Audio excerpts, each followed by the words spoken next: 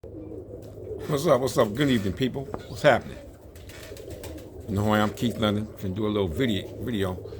I'm gonna do two videos back to back, but the first one is gonna be about.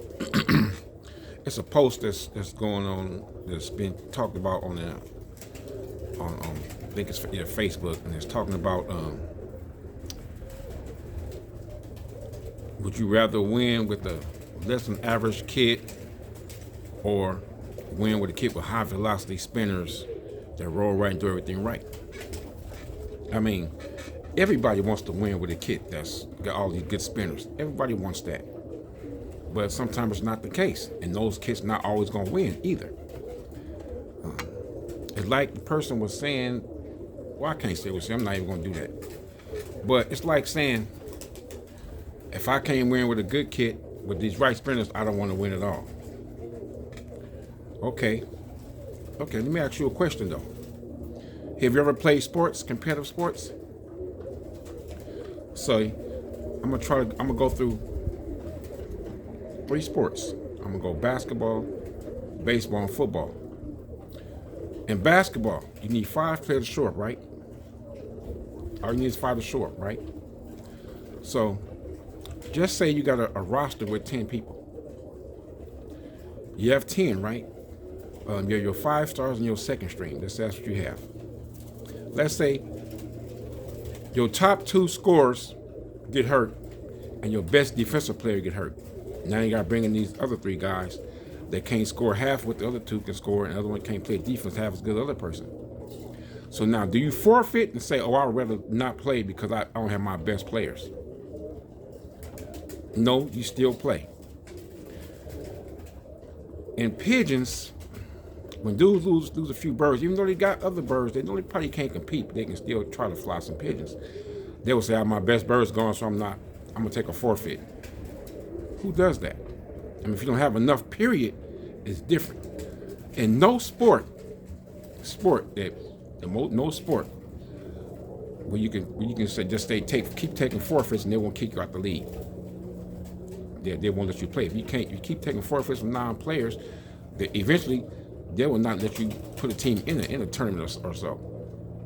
Now, professionally, when that happens, what they do is they move some of their players off the bench, or they allow you to bring teams up from your G League team, or baseball, your minor league team. In football, I'm not sure how it's done when it comes to that. I'm not sure how football do it because football have enough players. They have up to a fourth string they can bring in. So I know it's not football. No, baseball and basketball, they allow you to bring players up from your other teams. In our case with the Pigeons, your second kit, third kit, fourth kit, whatever you have. Or if you have to do that breeders you stocked 2 years ago that you ain't bred yet, take them, get them back in shape, put them back in the kit. And pigeons. So, and we got to understand what we're doing here. We know we're not going to be perfect. And subpar teams have won in all kind of championships. They got lucky and they won. It's just one day, sometimes, one game they win. Especially in college, that one game you win, the other team go home. Even if they're the better team, it happens. You're not going to have all the best all the time. And your best team is not going to win all the time. And we got to understand that. As we trainers, so we not participating. So, and you got to understand something, we fellas. Pigeons are the only animal sport or competition that don't require the owner or trainer to give commands. We don't give commands. On competition day in the kit competition, what we do? Let the birds out, call time in. That's it. We don't say break. Hold up, fly slower, fly slow down, break. We don't do that. When we let them out, the birds got to do everything on their own. In racing, same thing. They train, release them. Ain't no commands, ain't nobody prompting the birds to do anything. Pigeons are the only ones that got to do everything on their own once you release them. That's it. Everyone. Parlors, you let them go on the ground, you can't interfere with the bird watch. What you gonna do? You can't. It's just gonna roll when it stops or whatever it does. That's it. So, dogs, what they do? He run an obstacle, but guess what's happening? When he's running the obstacle, most of the time the owner is running right beside him, giving him commands on what to do or directions. Pigeons don't get that.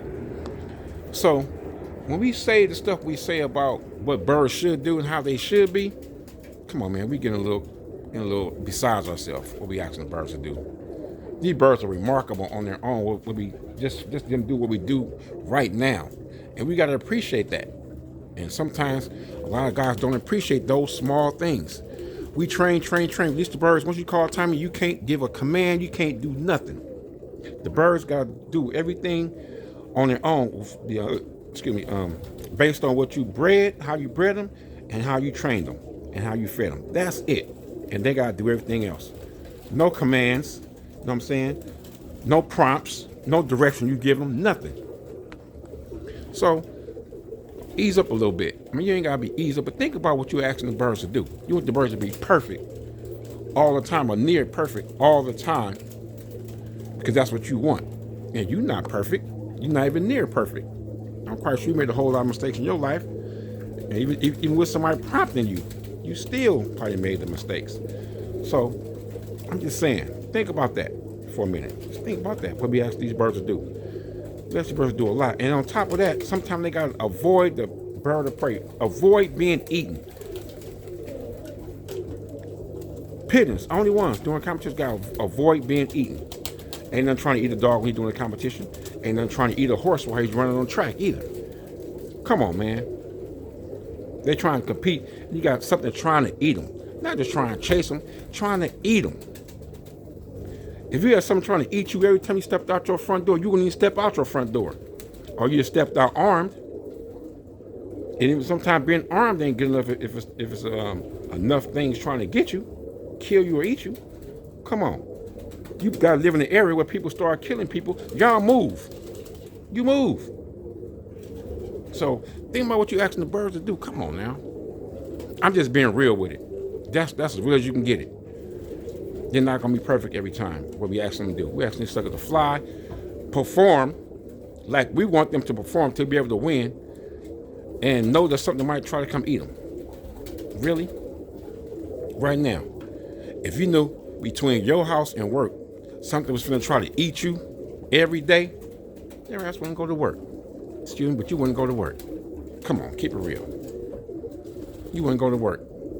But let alone you have a weapon or not, or protection or not, you still wouldn't go to work if you knew someone was trying to eat you. We ain't talking about just trying to kill you, talking about eat you alive. You will go to work? No, you won't. Stop it. You'll figure out a way not to get to work or try to do another job where you work from home or something. Petition for the government to do, oh, we need to take care of this problem. People are getting eaten. That's what you would do. Go right to the police and the government. Can pigeons do that? No, they cannot. You can't protect. Once you get them, you can't really protect them. And don't tell me, I know you can't. For a fact, I know you can't. Protecting your birds, you be in jail. See what I'm saying? But we want our birds to say, oh, it's okay if we try to get eaten today. Let's just go out there and roll and do our best. That's what Master wants us to do. Do our best, even though we try to get eaten. Come on. I know I said master, shouldn't say it, but master, coach, trainer, boss, all that. Wants to go out there and do it anyway. I'm just trying, people say stuff like, I know you want to win with the best. I know you do. Everybody do. Sometimes you got to put your best foot forward and go with what you got. And if it happens and you win, you win. You persevere and you won. Whether it was less than or not, it was enough to win a championship. Why the best kid didn't win? Or the best birds didn't win? You scored 290 points and you won. Why the best birds didn't score 400 then? If they so good and it's perfect, why they didn't do it? I'm just saying. It happens. And we got to understand that and realize that's how stuff happens sometimes. You seen fighters get in the ring, you know they're better than the fighter they in there with, and they just get lucky, and the game plan was a little better, and they won. I myself coached a basketball team that was played against one of the best teams in the city. We was outclassed in every position, every They were just way more talent, just more talent. What I had is kids that were disciplined and trust me to give them instruction to do that to win, and we won. Sometimes you just gotta understand what you have and do the best with it. Sometimes, you know what I'm saying? So, with that being said, I'm just gonna end this little video. This all we'll just talk about that kind of stuff right there. Give you guys some stuff to think about, and not be so cut and dry and say stuff got to be a certain way. You know what I'm saying? So, it's Keith London. I'm out. Peace.